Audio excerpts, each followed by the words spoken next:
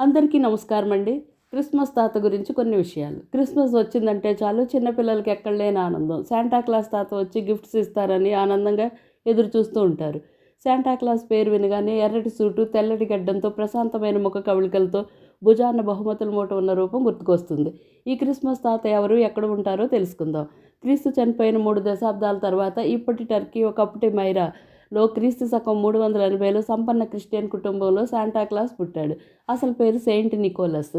చిన్నతనంలో తల్లిదండ్రులు పోగొట్టుకున్న నికోలస్కి దైవభక్తి ఎక్కువగా ఉండడంతో 19 సంవత్సరాల వయసులో సన్యాసం తీసుకుని ఫాదర్ అయి జీవితమంతా బ్రహ్మచారిగా యేసు సేవలో గడిపిన నికోలస్ తన ధనాన్నంతా పేదలకు, ఆరోగ్యం సరిగ్గా లేని వారికి, చిన్నపిల్లలకు గుప్తదానాలు చేస్తూ ఉండేవారు. నెమ్మదిగా నావికులకు, చిన్నపిల్లలతో ఇష్టంగా మారిన సెయింట్ నికోలస్కి పిల్లలంటే ఎంతో ఇష్టం.